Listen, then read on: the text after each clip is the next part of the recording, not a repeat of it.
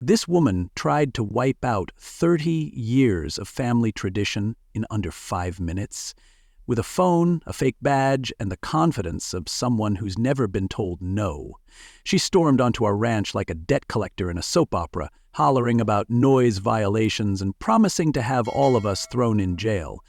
And the real punchline? She had no idea the man flipping ribs by the smoker was Chief Alan Burrell himself, the actual police chief, standing there in boots, sunglasses, and an apron that said, "Kiss the cook." So go ahead and drop a comment. Tell me where you're watching from, because this little tale, it goes from smoky to scorched real quick. Just picture it.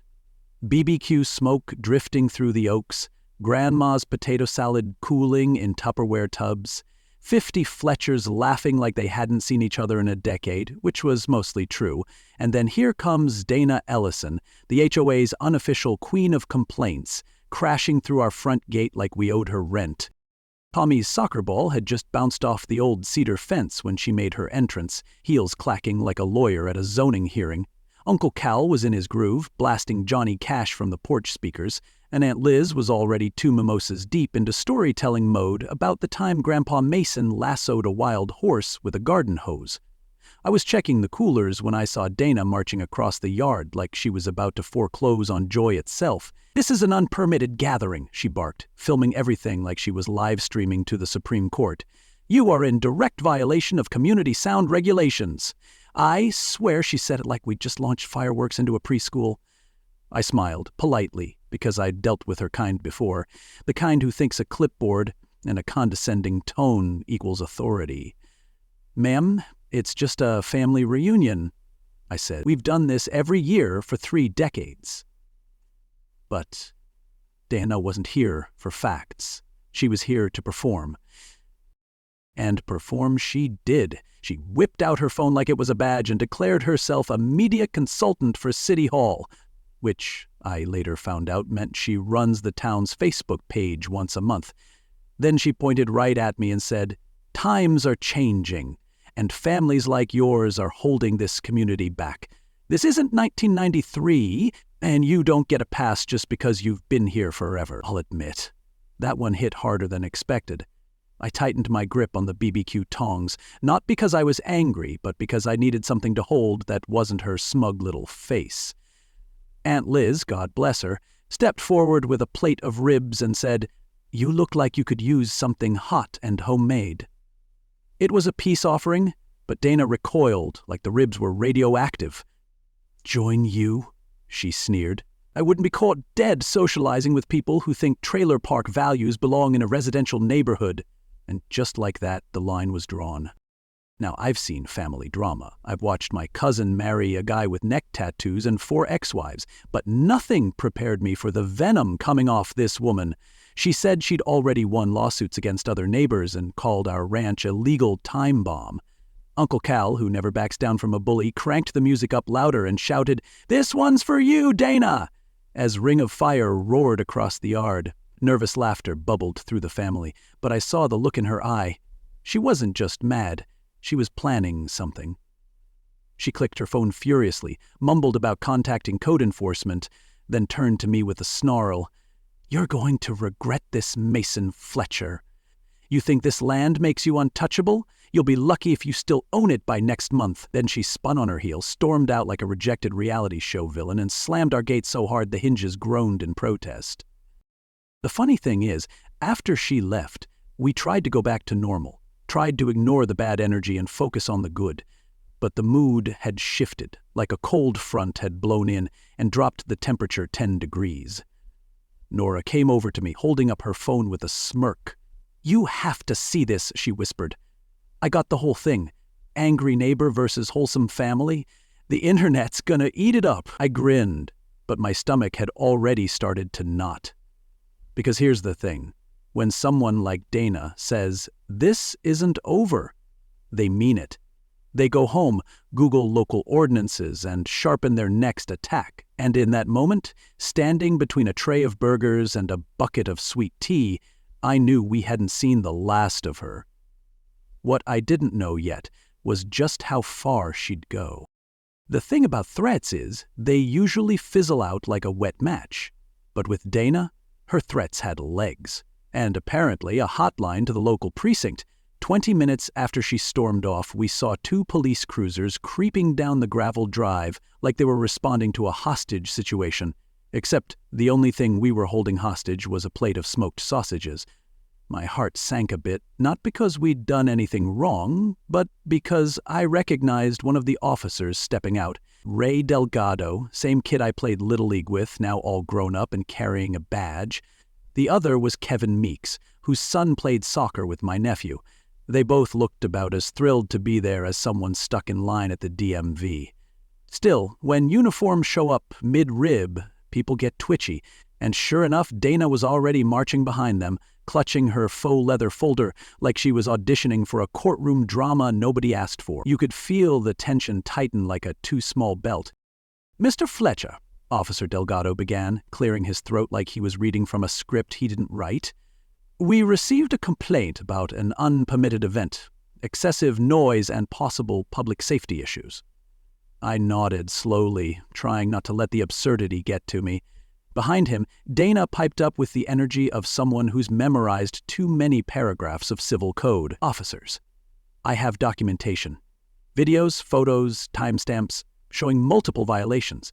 Alcohol being served without a license, music above the legal decibel limit, unauthorized gathering exceeding 50 people." She sounded like a prosecutor trapped in a homeowner's body. And then she flashed it. The badge. A laminated card with the words Media Consultant, City Hall Outreach Division. It looked like something she'd printed at Staples on a whim, and Kevin Meeks nearly rolled his eyes out of his head. But Dana was serious. She waved that thing like Excalibur, ready to decapitate our family picnic. And just like that, everyone stopped chewing and waited to see if we were about to become case law. I stepped forward, hands visible, heart pounding with frustration. "Officers," I said, keeping my tone even, "this is a private event on private property. We've held this reunion every summer for 3 decades. Never had a problem, until now." Dana cut in like an unwanted commercial. "Past compliance doesn't excuse current violations," she snapped, as if quoting her own HOA fantasy rulebook. Nora, ever the chess player, pulled out her phone. "Actually," she said calmly, "there's no ordinance that prohibits private gatherings under 100 people unless amplified sound exceeds 75 decibels at the property line. And we measured.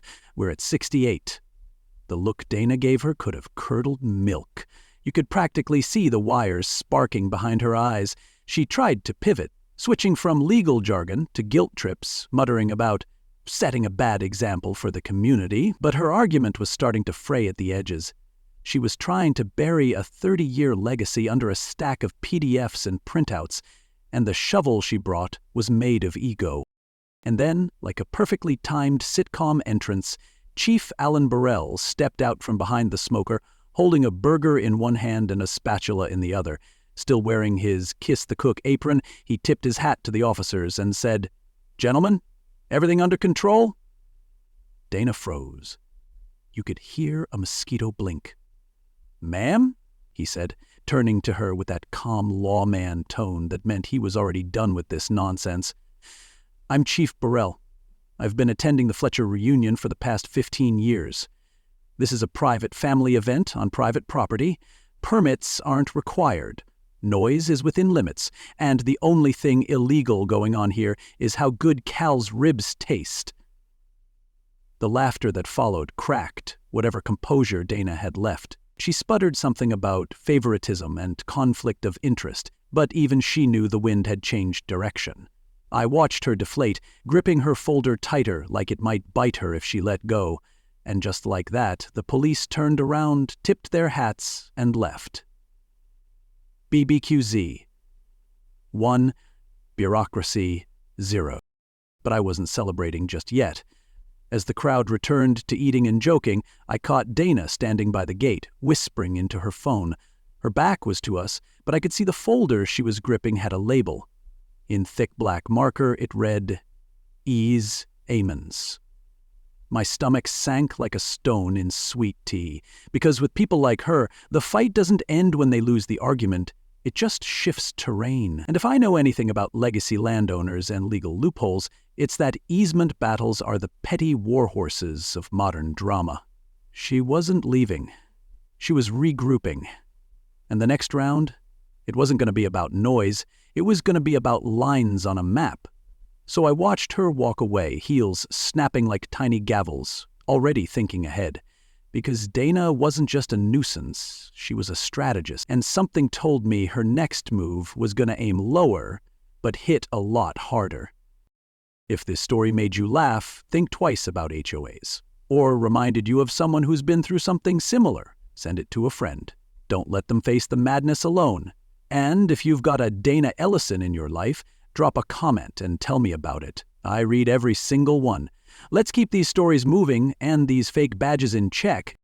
It took less than 12 hours for Dana to turn our family reunion into a crime documentary.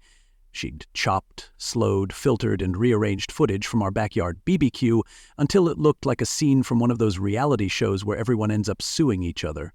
She added dramatic piano music, turned Uncle Cal's parking gestures into aggressive threats, and slapped on a title that read, "Local ranchers host unlawful gathering in danger neighborhood." It was clickbait with seasoning salt, and people ate it up. By Monday morning, our phones were lighting up like Christmas in a power surge. I opened the community page and saw our faces under a banner that screamed, "Is this what Stonefield has become?" The worst part, folks I'd known for years were commenting. Some didn't even ask for context. One guy called us hillbilly holdovers. I choked on my coffee so hard I nearly rewrote my DNA. Before I could even hit log out, a letter from the community board showed up in my inbox. Formal language, bold fonts, and all the charm of a tax audit. They were investigating multiple violations from our gathering, citing Dana's evidence and threatening up to $5,000, 0 cents, in fines for non-compliance if anything similar happened again. They even tossed in a line about revisiting land use restrictions on gatherings over 50 people. I sat there staring at the screen like it had just slapped me. 30 years of smoked ribs, bad karaoke, and hand-me-down lawn chairs. And now, one edited video had put it all on the chopping block. I walked outside, sat on the old porch swing, and for the first time in years wondered if maybe it wasn't worth it anymore. Maybe Dana was right. Maybe folks like us were just hanging on to a time that had already moved on. That porch swing felt heavier than usual that day. Nora found me there, laptop in one hand and a scowl in the other. "You're not seriously thinking of giving up, are you?" she asked. Because I just did a little digging. Turns out Dana's so-called media consultant title, it's basically volunteer work, updating one community calendar and sending a newsletter once a month. That badge she flashes around might as well be from a cereal box. But Nora didn't stop there. She dug into Dana's past neighborhoods and bingo! Mason, she said, flipping her screen around. She pulled the same act in Meadow Heights, posted edited videos, filed complaints, tried to shut down a senior garden club, and guess what? She lost. Got publicly reprimanded by their board and was asked to leave the HOA. Suddenly that weight on my chest loosened. Maybe Dana wasn't Goliath. Maybe she was just loud. That night, I sat in the barn, right under the beam where Dad used to hang the reunion banner. I could still smell the mix of hay and old motor oil. That place held the kind of silence you don't get in town. Heavy, honest, and full of memory. I thought back to '87, when the drought nearly killed the ranch. Banks breathing down our neck. Dad working 3 jobs. And still, somehow, he made sure the reunion happened. Told me, this land ain't just soil. It's story. It's what reminds folks who they are when everything else goes sideways. And I knew then. I couldn't be the Fletcher who dropped the ball. Dana had a phone and a filter. We had legacy. And legacy doesn't bend that easy. We went back inside and Nora started building a timeline. The raw footage from the reunion, crystal clear. Cal handing Aunt Rhonda a chair not swinging at a trespasser, Grandma's karaoke machine, definitely not a concert-grade sound system, and then she said, one line that stuck with me like a splinter in a wooden spoon. How do you fight a lie that comes in 4K and captions? The answer, with clarity and consistency and a whole lot of truth. As she worked, I caught a glimpse of her screen. An article headline from Dana's old neighborhood: "Serial complainer fails to dismantle community club." I smiled. We weren't just going to defend ourselves, we were going to expose the playbook. Because if Dana had done it before, she'd do it again. But this time, she wasn't the only one keeping receipts. The Stonefield Community Center hadn't been this packed since the bingo machine caught fire back in '09. I walked in expecting a few neighbors and a folding table with stale donuts. What I saw was standing room only, like we were hosting a murder trial and the killer was potato salad. People were fanned out along the walls, whispering, craning their necks toward the front. 5 board members sat behind a long table, looking overwhelmed and slightly under-caffeinated. There, front row, center stage, Dana Ellison. She was dressed like a discount news anchor and wearing a lanyard with a press badge that looked suspiciously laminated at home. When board president Tom Harlan tried to start the meeting, Dana stood up without being asked, voice coded in that sugary poison tone she'd perfected. As both a concerned citizen and accredited journalist, she began. "I've prepared a detailed presentation on the Fletcher family's dangerous pattern of lawless behavior." Dangerous? For barbecue? She started handing out glossy color photos like she was pitching a true crime podcast. There was Uncle Cal, supposedly aggressively motioning, when I knew for a fact he was guiding Aunt Brenda into a shady parking spot. Then one of my nephews playing soccer. Dana had circled his foot in red ink like it was evidence of trespassing. And the crown jewel, Grandma Edna's karaoke setup edited to look like a concert stage, complete with fake crowd shadows and a tinted sky. The room was silent as people passed the images from hand to hand. Some board members squinted. A few looked genuinely concerned. It was like watching someone try to sell a haunted doll at an antique fair. Ridiculous, but just believable enough to spook the gullible. Dana pointed at each photo with dramatic flair. "These are not isolated incidents," she said. "They represent a culture of intimidation and disregard for public standards." She even quoted something about the creeping threat of legacy privilege. I didn't know whether to laugh or call a therapist. And then, like she was stepping up to bat in the bottom of the 9th, Nora stood. Calm, focused, and with the righteous confidence of someone armed with hard truth and a USB cable. "Board members," she said, "I'd like to share some footage relevant to these photos." She plugged her tablet into the room's tiny projector, and just like that, Dana's soap opera began to unravel. First, the image of Uncle Cal waving. Nora froze the frame. This is what Dana labeled as threatening. Now here's the original video. She tapped again. There was Cal, gently helping Aunt Brenda out of her car while joking about her parking skills. Laughter rippled through the room. "Next slide," Nora said, and we were off. Each so-called incriminating photo got shredded by side-by-side comparison with the original clips. It was like peeling off makeup and seeing the scam underneath. The room started to shift. Arms crossed, eyes narrowed, minds clicking into place. The real kicker came when Nora pulled up the metadata. "All of these photos," she said, "were edited yesterday. You can see the digital artifacts and timestamps here, here, and here." Dana's face shifted shades like a malfunctioning traffic light. She stammered something about AI manipulation, but no one was buying it. A few people chuckled. One woman actually spilled her coffee laughing. Board President Harlan raised an eyebrow. "Miss Ellison, do you have any unedited evidence to support your claims?" Dana's mouth opened and closed like a fish watching its pond evaporate. She fumbled through papers, pulled out a petition with 17 names. "These residents agree with me," she said. Nora zoomed in on the names and calmly pointed out that 12 of them were from Dana's old zip code, her previous neighborhood, the one she'd been politely chased out of. By the time Nora finished, the board looked less like they were debating and more like they were preparing an apology. Dana snapped. "This is a setup! You're all in on it! The Fletcher family has manipulated this town for years!" Her voice cracked. She grabbed her things, knocking over a chair as she stormed out. but not before snatching a thick file from her tote bag. As she shoved through the crowd, I caught a glimpse of the label on the folder. Adverse Possession, Stonefield Ranch. That phrase hit me like a cold hammer. I knew what it meant. She wasn't done, not by a long shot. Later that evening, while Nora and I sat on the porch trying to decompress, we noticed Dana's silver sedan parked just outside our property line. She wasn't hiding. She was standing there with binoculars in one hand and a tape measure in the other, scribbling into a leather-bound notebook. If exposing her lies in public had rattled her, she sure didn't show it. She looked like someone planning their next lawsuit, down to the inch. If you've ever had to deal with someone twisting the truth into a weapon, share this story with a friend who needs to hear it. Don't keep the lesson to yourself. Pass it on.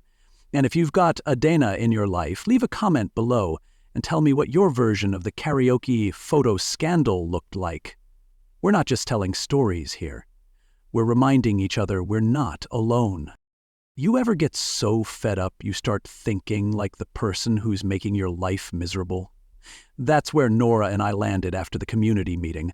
We knew Dana wouldn't go quietly. She had too many folders and too much free time. So we decided to beat her at her own game. Nora crafted a fake email about planning a surprise encore reunion in the front pasture, complete with decorations and caterers, and then, accidentally, sent it to the neighborhood email list. Of course, she quickly recalled it, but not before we knew Dana had seen it. The woman monitors that list like it's her personal command center, and just like clockwork, 2 days later, we spotted her car parked near the fence line again. Engine off, window cracked. Binoculars resting on the dash like she was tracking wildlife, except the only wild thing was her obsession. That evening, we set up a few props, a banner, some folding tables, and a couple of harmless decorations. No guests, no music. Just bait. Then we planted a tiny voice recorder under the main fence post, right where Dana had been snooping. Sure enough, the next morning she arrived in what I can only describe as full villain mode. Black hoodie, crowbar, spray paint can, and a roll of surveyor stakes. She marched across our front line like she was planting her flag on Mars. What she didn't know was that every grunt, mutter, and profanity-laced sentence was being recorded loud and clear. "Let's see how they like it when their fence violates the easement," she growled.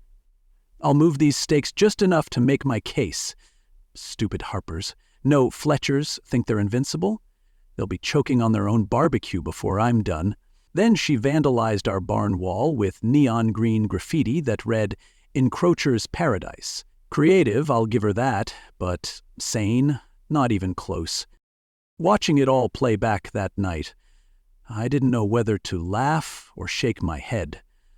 Nora was already editing clips, labeling timestamps, backing up files to 3 locations, just in case Dana accused the cloud of bias. The real kicker came an hour later, when Nora's law school friend Lindsay called. She'd found a court file from Dana's previous neighborhood. Same scam, different suburb. Back then, Dana had accused a couple of elderly gardeners of violating a fencing ordinance and filed a claim for easement control. She even faked injuries to drum up sympathy. The court didn't just toss the case. It sanctioned her for wasting resources. "Dana uses the law like a crowbar," Lindsay said. "Not to build anything, just to pry open other people's peace." I'd never heard it put better.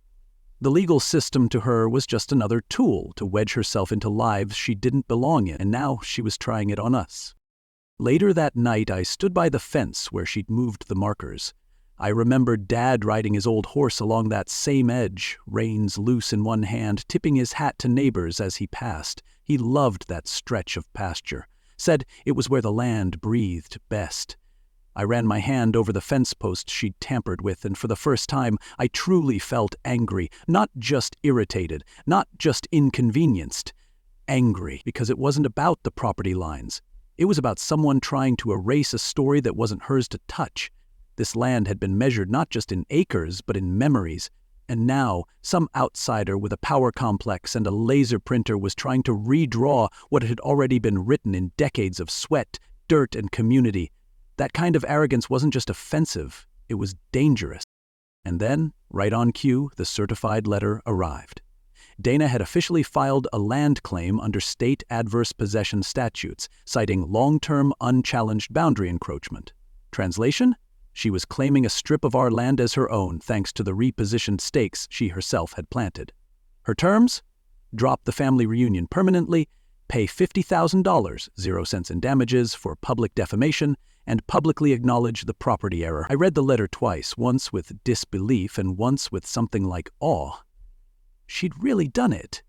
She'd tried to turn a barbecue into a battlefield, and now she was asking for tribute.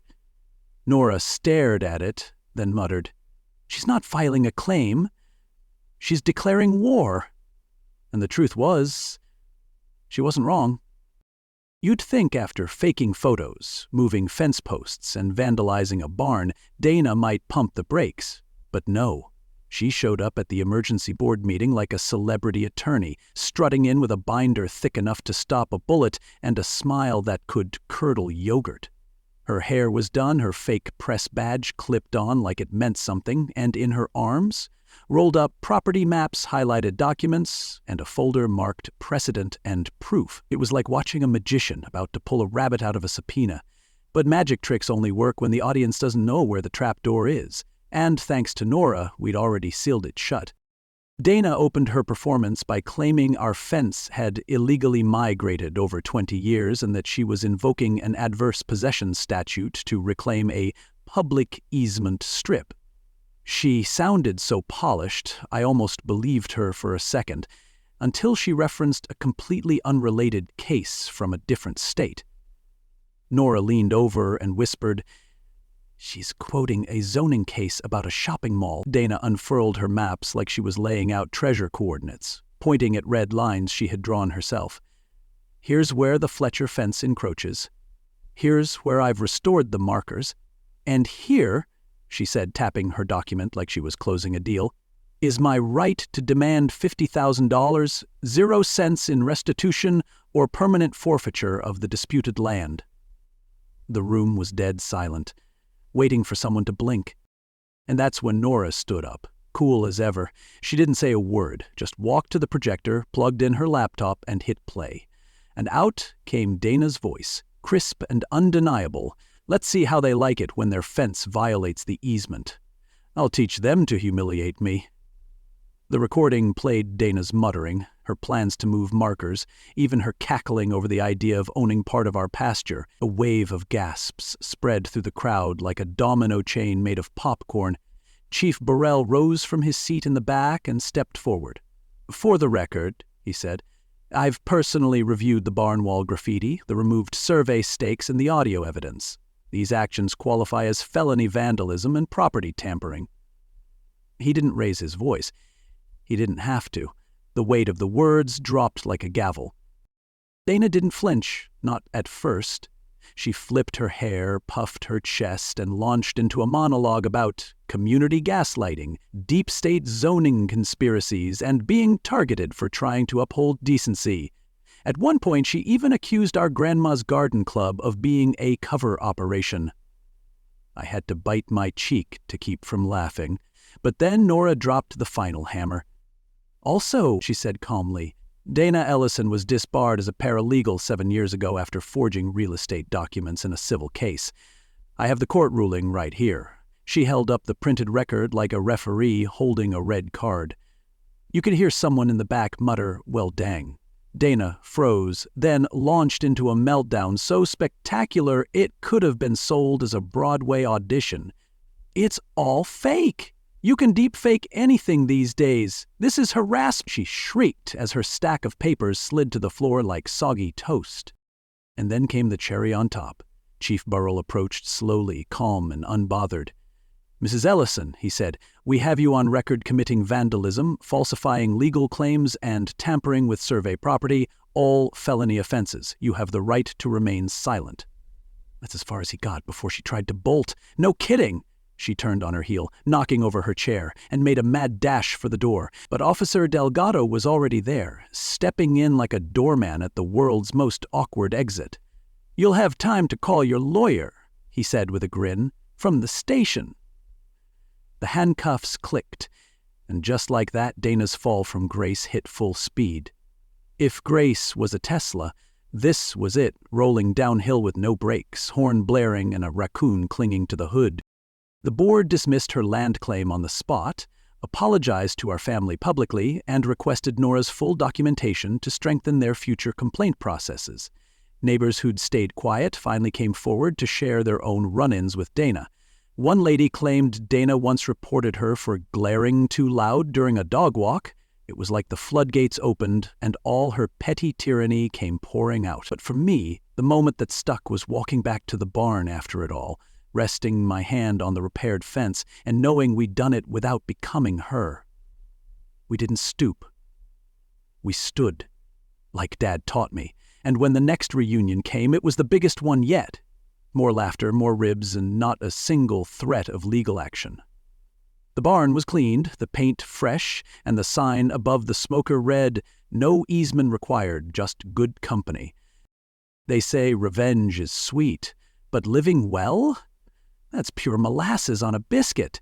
And if you know someone fighting for their land, their name, or their peace, share this story. Let them know the good folks still win.